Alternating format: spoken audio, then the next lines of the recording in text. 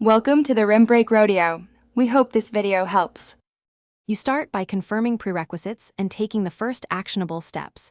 Open disk management or storage settings and locate the other drive.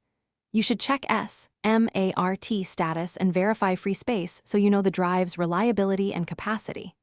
Once identified, decide its role, media archive, backup target, or application bucket, because that shapes format and partition choices. Make sure to note the interface type, SATA, NVMe, USB, since throughput affects placement and performance. Now you execute the complex middle steps. Create partitions and format the drive with a file system suited to your use case. Pick NTFS for Windows, XFAT for cross-platform, or X4 for Linux. Once done, assign a drive letter or mount point and choose allocation unit size aligned with file types for efficiency.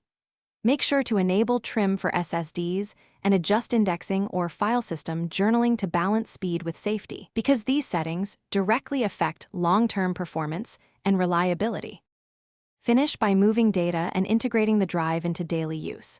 Copy files with a verified tool like Robocopy or rsync so transfers resume and validate checksums. Then update application and game library paths, set backup jobs to target the new storage, and optimize folder locations for performance. If permissions matter, adjust ACLs now. If the drive isn't detected, check cables, drivers, and power delivery first. That single troubleshooting step resolves most recognition problems quickly. Thanks for watching. Consider subscribing if we helped you.